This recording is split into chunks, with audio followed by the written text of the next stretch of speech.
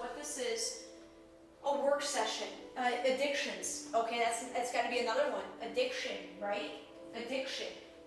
You know, I think bringing in because of the whole, I think that's going to be a very powerful, you know, I'm kind of identifying, I'm identifying themes, metaphors, various metaphors and analogies that I can run with and mix those. Maybe that's what I'm talking through here.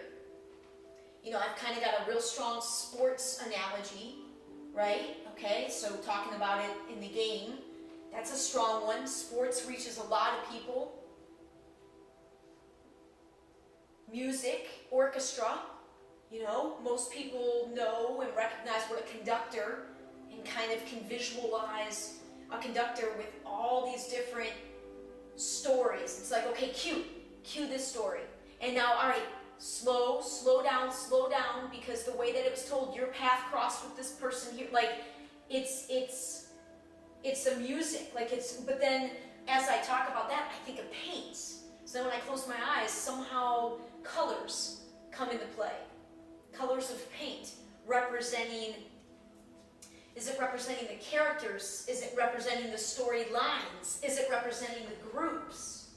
I think it's representing the groups, and I only say that because I started to say earlier that as more of this manifests, the reason why this is going to get so beautiful so quickly, the story, is because you're going to be able to go back in my work from when I first started and see how I was creating this.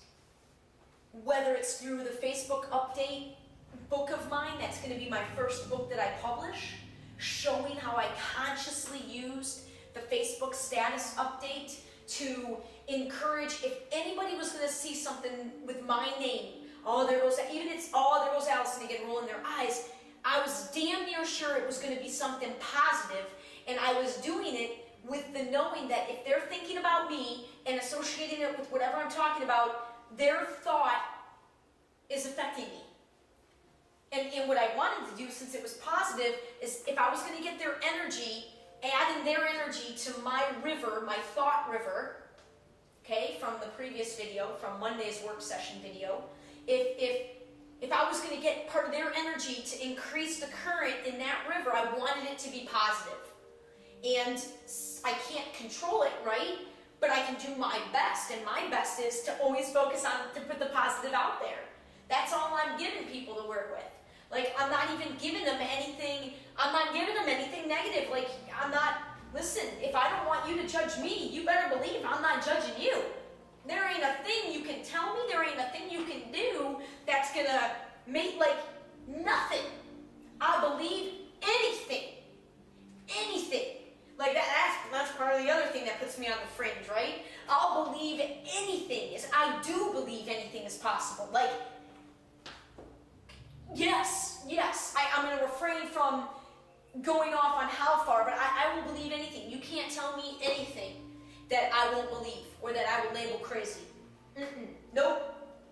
And there isn't anything you can tell me that you've done that, nothing. Like, nothing. You know, like it's in the past. Like, that's okay. We all make mistakes. Like, there's no judgment here. I am the last one to judge, because if I don't want anybody judging my shit, I can't expect back what I'm not putting out. Okay? I can't expect no judgment back unless I'm no judging out. So I'm saying, like, the energy that people feel for me, it is a distinct energy. And what's so intense is that I don't, I gotta remember that people are only reacting to what I'm channeling in and out, what my energy is. And I mean, just everything changes so significantly when you're so aware of trying to focus only on the positive. Because we're in a world that's got so much blame and negative energy that any bit of positive shines bright. So if you start walking around exuding as much positivity as coming out of me, it's going to freak people out. It's going to freak people out, including freaking me out. It's freaked me out most most of my life. And now I finally understand it. So I'm coming into the maturing of all of it. And yes, it's a very personal story, but now I'm going to begin the sharing of it from the place of true peace and acceptance. And you'll feel the difference. The stories that, the videos that I shared, again, I can't have any regrets. I can't have any regrets. I know they hurt members of my family.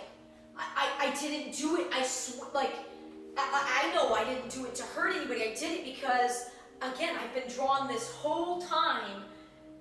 I do not turn on record in, something very strong within me has to be pulling me to say, okay, record.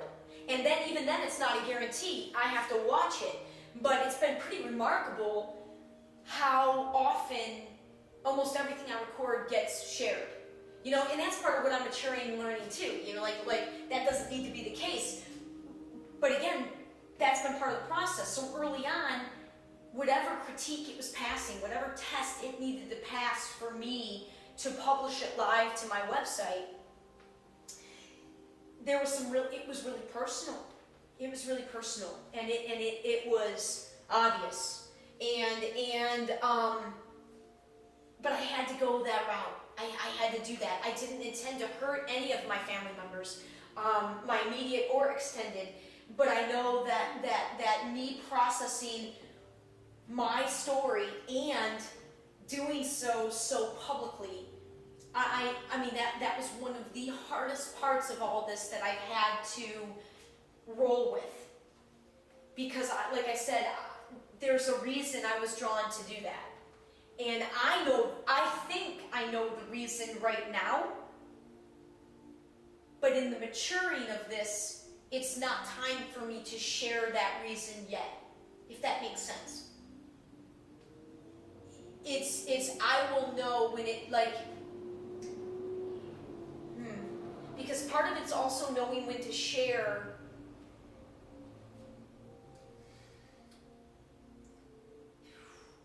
When you create your own reality, you've got all these different, like I said, I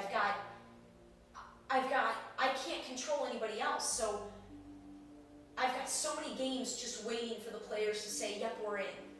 And that's why I'm never focused on just one.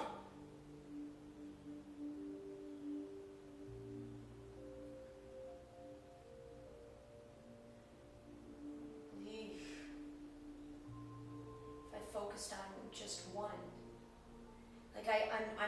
It's still so much work to follow where the message is. There's still so many places.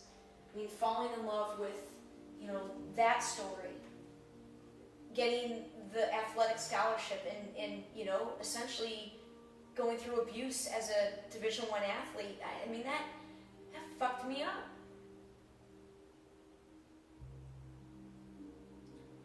And those two things together drove me to making a decision to marry somebody I wasn't in love with. And this isn't about blaming anybody. It's just, that's the reality.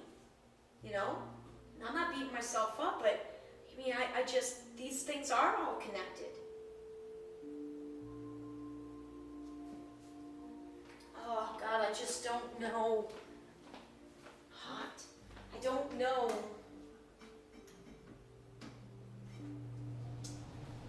I just don't